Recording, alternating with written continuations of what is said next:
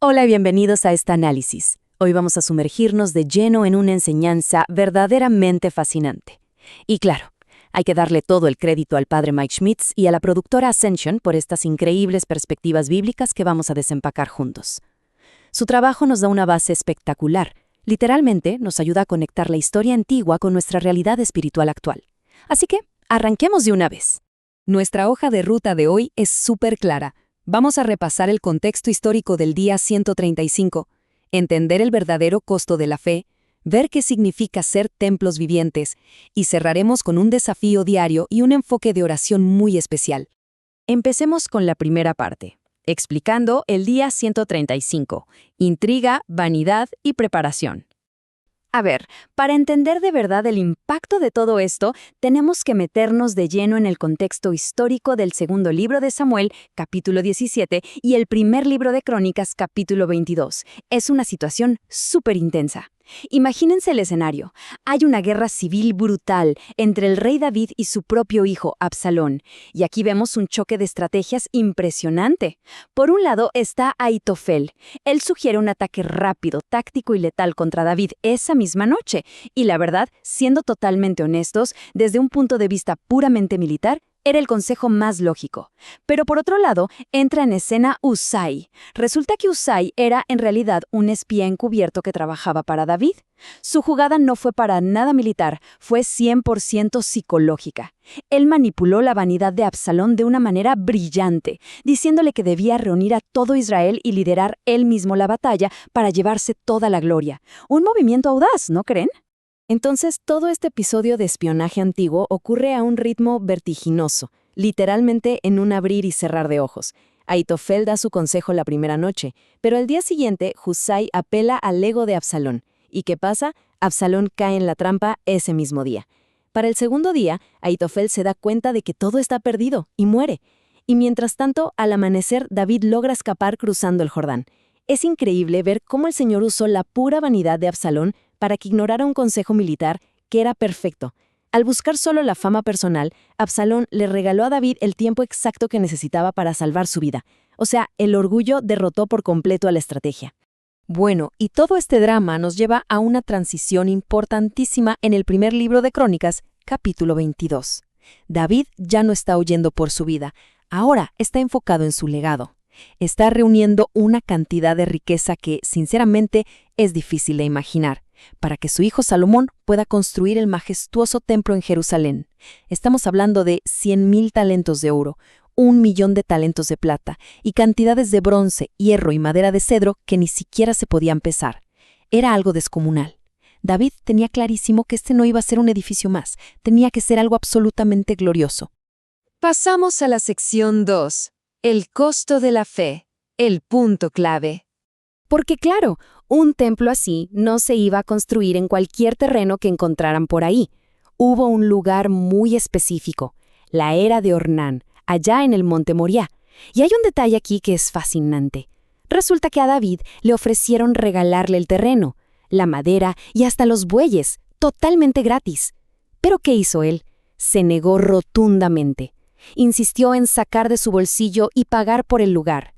David entendió una verdad inquebrantable que a veces olvidamos. La adoración auténtica exige un sacrificio real y personal. No podemos adorar profundamente a Dios con algo que no nos costó absolutamente nada. Y aquí está el núcleo de todo esto. El resumen perfecto que nos da el padre Mike Schmitz. Él dice, una religión que no nos cuesta nada solo llegará hasta cierto punto de profundidad. Hay que detenernos un segundo a pensar en el peso de esas palabras. Como seres humanos casi siempre buscamos la comodidad, ir por el camino fácil. Pero la fe verdadera, esa fe que transforma vidas, rara vez nace de lo que nos resulta conveniente. Si no hay sacrificio de nuestra parte, las raíces simplemente no van a crecer. Viéndolo desde esta perspectiva, tiene todo el sentido del mundo que la enorme inversión que hizo David no fuera solo una transacción económica. Fue de hecho un plano espiritual fundamental para todos los creyentes a lo largo de la historia. Es lo que coloquialmente llamamos jugarse el pellejo. Para construir algo que sea realmente sagrado y duradero en la vida, tiene que haber una inversión real de nosotros mismos. Tenemos que asumir un costo, tomar un riesgo e involucrarnos al 100% en aquello en lo que creemos. Así que, lógicamente, esto nos lleva a preguntarnos, bueno, ¿qué significa exactamente jugarse el pellejo en nuestro mundo actual? Porque necesitamos conectar los puntos. Tenemos que trazar un puente entre esa historia antigua de comprar terrenos y hacer inmensos sacrificios financieros y la realidad que vivimos hoy. ¿Cómo se ve eso para cualquiera de nosotros que busque una profundidad espiritual genuina en su día a día? Y eso nos lleva a la tercera sección, templos vivientes, de la piedra al espíritu. Hay un paralelo hermoso aquí que resalta el padre Mike. En los tiempos bíblicos, toda la adoración estaba súper centralizada. Ocurría en un solo lugar físico, ese imponente templo de Jerusalén hecho de piedra, madera y oro. Pero la realidad moderna de un giro radical. Hoy en día, cada persona bautizada es literalmente un templo viviente del Espíritu Santo. O sea, el lugar donde reside la gracia de Dios y donde se llevan a cabo los sacrificios de amor diarios ya no es un edificio lejano. Somos nosotros mismos. Es nuestra propia existencia. Cuarta sección. El desafío diario, la acción o el hacer. Porque, seamos sinceros, no sirve de nada entender estos conceptos históricos si no los aplicamos. Así como el rey David fue súper meticuloso recolectando materiales, nosotros tenemos que ser igual de intencionales al edificar nuestros propios templos espirituales. ¿Cómo lo hacemos? Paso 1. Hagamos una pausa y evaluemos honestamente nuestro estado espiritual actual. ¿Cuáles son nuestros desafíos hoy? Paso 2. Hay que establecer un compromiso de tiempo específico para la oración diaria, sin excusas. Y el paso 3, que es la clave de todo, invertir de verdad en ese tiempo, aceptando que la disciplina cuesta. A veces da pereza, a veces estamos cansadísimos, pero esa disciplina, ese esfuerzo constante, es nuestra manera moderna de comprar esa era en el Monte Moriah. Y llegamos a nuestra quinta y última sección, enfoque de oración final, renovando el tabernáculo. Queremos compartir unas palabras que capturan a la perfección la oración del padre Mike Schmitz. Es casi como una petición urgente por esa renovación interior que tanto necesitamos. Dice así: Señor, renueva mi corazón, renueva mi alma, renueva tu don de la gracia dentro de mí, para que pueda verdaderamente vivir como un tabernáculo viviente. Es algo súper profundo porque nos recuerda que no podemos mantener nuestro templo limpio y ordenado por nuestra propia cuenta. Necesitamos que esa gracia trabaje continuamente en nuestro interior.